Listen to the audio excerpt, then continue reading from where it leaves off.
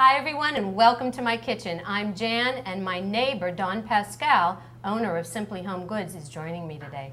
Thanks for coming, Dawn. Thank you for having me. You're very welcome. Tell me a little bit about Simply Home Goods. Well, Simply Home Goods, the concept is to create personalized and customized cakes and treats for my clients. Wonderful. So if you have a special occasion or you just feel like having a decadent evening, I could create a personalized and customized treat for you. It sounds great because I have to tell you, don't bake. Well, you're going to learn today. That's what we're here for. Let's get started. What should we start on? Okay. Well, I have prepared already a cake. Now, this could be a box recipe. It could be a homemade recipe if you choose to do so. If you are having a dinner party, for argument's sake, you can make this cake a couple of days in advance. You can wrap it in plastic wrap, and you can keep it. It will keep in the refrigerator for up to a couple of days. Excellent. Bring it back to room temperature. If it feels a little tacky and sticky to the touch, you can use powdered sugar to take away a little bit of that moistness. Okay. So what I've done already is I've actually trimmed these, and we're actually going to fill them. Oh, We're going great. to fill it with some strawberry preserves. And it feels okay, right? It Not feels tacky. it feels room temperature. This I don't know how to do, that's Okay. for sure. Well, the technique of holding a pastry bag, you twist it and hold it as tight as you possibly could. You hold it with one hand. This applies the pressure, and this applies the Action, direction that you right. want to go in. So a little secret when you're trying to fill a cake, to prevent your filling from spilling out along the sides, is to create a little bit of a border. Oh, that makes sense. Now the buttercream, this is fresh homemade buttercream. As we were talking earlier about a box recipe, if you decided to use that with a cake, at least a fresh homemade buttercream. Right, to make it more... It would taste yeah, absolutely delicious. So then the idea is to fill. Do you want to fill? Sure. Okay. I think I can handle that part. This is plain strawberry preserves. All right, so just make a layer of this in You here. make a layer just about as high as the border itself. And this will be sort of the glue? Is that the idea? This would be the glue that would hold them together. All right. Absolutely. Now, if you wanted to, in addition, we could have actually iced the inside of this and then put the preserves on top of it, or we can also take some fresh fruit and we can also layer that in here also. Well, there's a lot of ideas, There's a right? million different things that you want to do.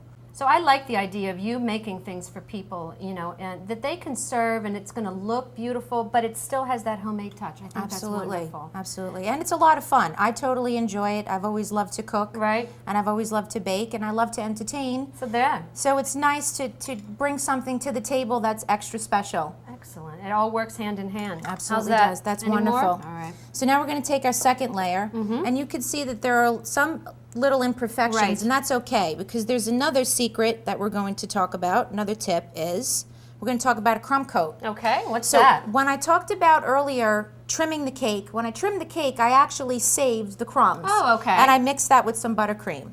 So this is what a crumb coat looks like. It's like a thick icing-y looking. Yes, it's almost mixture. like a plaster. So what we're going to do, and especially in the case where we have the imperfection here, you would just wonderful. smooth this on, and you would cover your entire cake.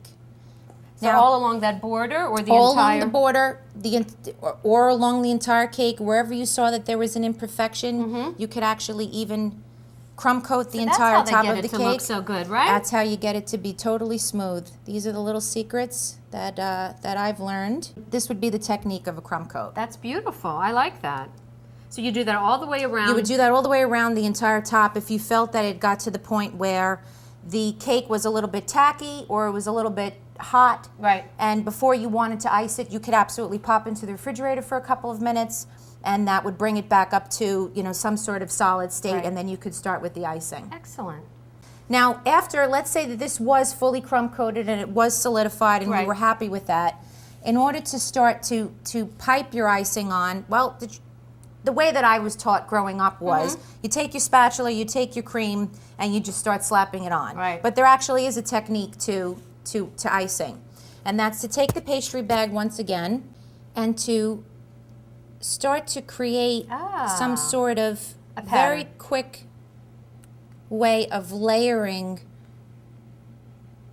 the buttercream on. That's beautiful. I love that. And then what you would do at this point is you would take a clean spatula, and we'll clean this Those are one great. off. I love offset spatulas. These, you cannot do anything without them. In every size, right? And you would start to, at a 90-degree angle holding your spatula, you would start to smooth out your icing onto your cake. And it seems that this is a little warm.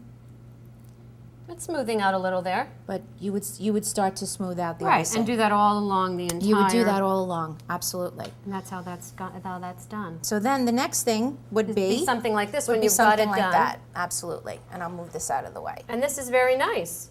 Now this is just a plain crumb coated and first ice cake. Okay. If this cake actually was for a client, I would probably ice it again and then decorate it on top of that. Because you're seeing a little bit of the fleck Yeah, or something in right, there. Right, But this is for home purposes. This is beautiful, just absolutely. as it is. You know what? At this point, if you've made a box recipe and you've put a homemade icing on Right. it, your guests will be like flipping out. They'd absolutely I'm love sure it. they're going to love it. I'm going to show you a very quick technique that's just called piping shells. All right. Okay, so we talked about holding the bag. Yes. Okay. A bit of pressure, you So said, you hold right? the bag in your hand. You got comfortable with it? Well, yeah. Okay. Okay. And now I'm going to show you how to quickly make some shells. And this is what's going to be our border for the bottom and a border for the top. So it's a push and a pull. A push and a pull. And a drag. A push and a drag. And then, you know. And that does look like a shell. That's beautiful. And when you've actually developed a little bit of a rhythm, you could do them in a straight line. I'm sure mine aren't going to look as nice. They're going to be gorgeous. Absolutely. And here's your test. I don't get to try it out on here, You can huh? try it on there first. A push. You push. Is that it? Push That's and it. pull? Now look at that compared to yours. Well, I mean, it takes a little bit of a practice, This but is my first. but they're wonderful for firsts. It almost looks like a scroll rather than a shell. You know what? but Then hey. we'll call it scrolls. Okay, fine. Scrolls are beautiful too. So do this along the border. So now is we're what going you're to gonna do. right. If you could do that along the border. You know what, Dawn? Before I get started on the actual Mm-hmm. cake, let's take a commercial break and we'll be right back. Okay, great.